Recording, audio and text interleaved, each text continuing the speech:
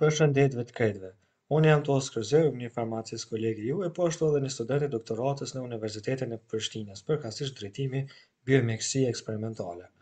Kështu, pasi që konferenca ka të bëjë më shumë për diabetin, do të doja të jep edhe atë pjesën kontributin tim në shkencën e studimit të diabetit. Unë e kam e thonë, qëllimi i kësaj ligjërate do të jetë një përgjithësim ose një rishikim i të reve të fundit që cilat lidhen me studimin e efektit antidiabetik.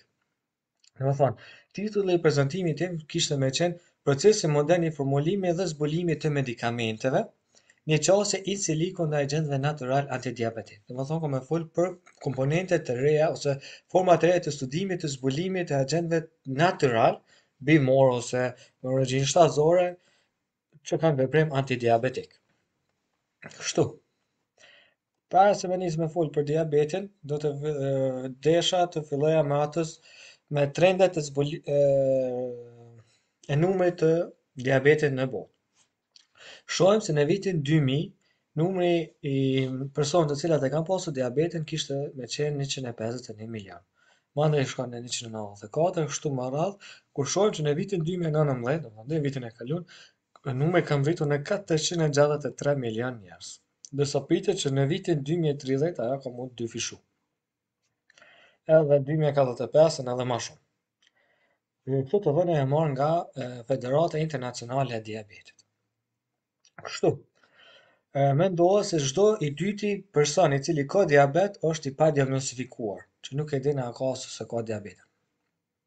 Mandej, rreth 9% e personave të cilat e kanë pasur të rritërve veç e kanë diabetin, për këtë popullatës, për një moshës 20 deri në 79% këtë atë popullat, 463 milion njerëz për tyre e kanë diabetin, ose me një formë tjetër statistikoar, 79% e njerëzve të cilët kanë diabet jetojnë në vende të cilat kanë të ardhura të ulta dhe mesatare, do në vendet jo shumë ekonomikisht të forta, dhe flitet që 2 deri në 3 persona që kanë diabet jetojnë në vende urbane. Do thonë me një anë lidhet që vendi, lokacioni ku jetojnë njerëzit, ata që jetojnë në vende urbane kanë normalisht aktivitete më shumë dhe nuk kanë kohë me kushtu shumë vëmendje ushqishmërisë, edhe normalisht shumica e popullatës është në shtyje për me shku në vendet më urbane, edhe mandej kuptohet që popullatat ose shtetet e cilat kanë të ardhura mesatare të ulta kanë ushqishmëri të dobët, ushqehen me shumë sasi të sheqerit, se sheqeri është me çmim shumë të ulët. Tjetër kam edhe një ilustrim tjetër, që mendohet që 72%, si aty që kema herët, janë të moshave 20 deri në 64% për gjithë personave të cilat ata kanë diabeti, shumica janë të moshës 20 deri në 64 vjeçare, 28 pavarësisht për moshat mbi 65 vjeç, ndërsa të fëmijët edhe të adoleshentët është një përqindje shumë e ulët. Problemi kryesor për diabetin tjetër është edhe terapia e saj, se terapia për diabetin nuk mund të kurohet vetëm me një agjent antidiabetik, kështu që shpesh ndodhet që të kompleksohet sëmundja, të nevojitet të përdoren 3 ose 4 agjentë të ndryshëm. Si mund të zgjidhet kjo? Deri vonë kemi pasur dy mënyra masi kryesore, ka qenë metodat in vitro edhe ato in vivo. In vitro janë ato të cilat realizohen në laborator, ndërsa in vivo janë ato të cilat realizohen në organizma të gjallë. Për shembull, në raste konkrete kemi paraqit një miosh i cili ose një mi albin. Ndërsa siç përshit edhe fotografinë djathtas, shohim se kemi metodën in silico, e cila vetë fjala silico merret me silico me silic, në atë kuptim që qipat e kompjuterit të cilat përbëhen nga silici. Edhe nën kuptohet që kemi të bëjmë me teknologjinë e re, e cila vetëm me anë të modelimeve të ndryshme kompjuterike mund të arrijë deri te studimi përkatëse së një agjenti terapeutik. Pra, qëllimi i këtij punimi do të ishte që mu njoftu me këto metoda dhe mundësitë e sa më të lehta për aplikimin e tyre. Dhe anën tjetër në mënyrë që të formulohen, që të krijohen, dizajnohen, zhvillohen medikamente moderne me sa më pak efekte anësore. Pra, pritet që brenda pak vitesh metodat in silico të zëvendësojnë modele të tjera për studimin ose hulumtimin e medikamenteve. Tjetër rol me rëndësi është që ne e dimë që shumica studimeve që bëhen zakonisht i marrin për referencë efekte të ndryshme farmakologjike ose biologjike në përgjithësi të bimëve. Për shembull, secilis bind ja kemi marrë substancën përkatëse, e kemi studiuar dhe kemi vënë për shembull ka këtë efekt ose këtë efekt. Dhe qesja e të ardhmes do të ishte që me i përdor kështu një database të madhe bimëve për secilin substancë, edhe mi lidh ato me teknologjinë e sotme që kemi. Se secili për neve e kemi në telefonin ton si një superkompjuter i cili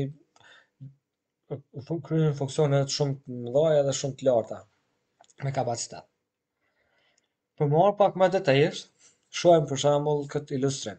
Në ilustrim shih se si për shembull kompjuteri dizajnon strukturën e cila mund të është përdorur në raste konkret për diabetin. Si agent antidiabetik e rekomandon këtë veprim, këtë strukturë. Kjo strukturë për momentin nuk ish mujt mu ndërtu me anë të 3D printing, po pse jo mas 5-6 vjeteve mundet me qenë e mundshme që vetëm me kompjuteri ta dizajnon, e printon edhe krijohet për shembull kapsula përkohëse e cila vetëm i jepet direkt pacientit.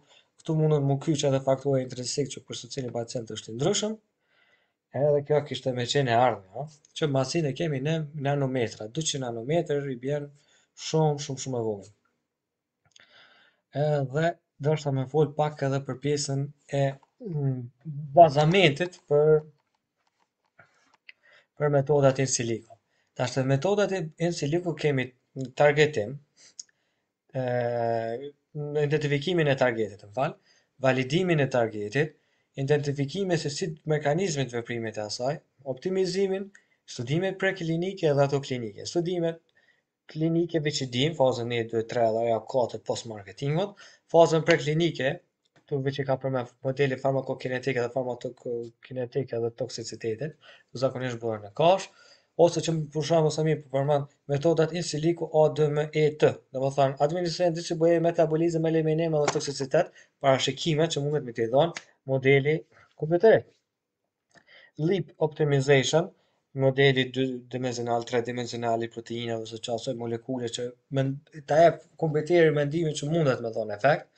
Identifikimi, screeningu mundet me qenë dizajne të ndryshme të jep ato farmakoforë me ngjyrë, target validation dhe drug identification. Të drug identification për shembull bioinformatika edhe parashikimi i lidhjes së proteinave për strukturë, cila aminoacid e cila aminoacid.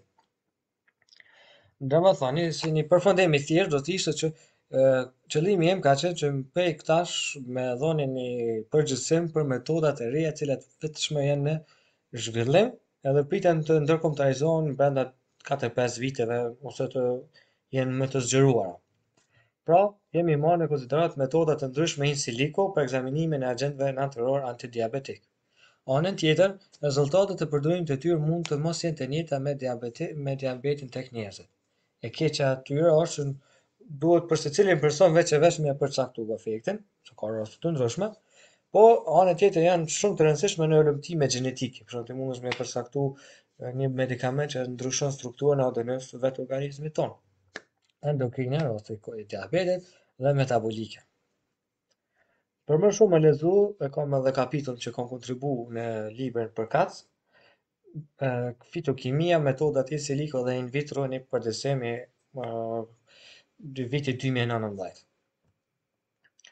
Ju falenderoj për vëmendje, edhe jam i gatshëm për çdo pyetje, keni edhe email adresën. Me këta dashur më falendëroj edhe një herë.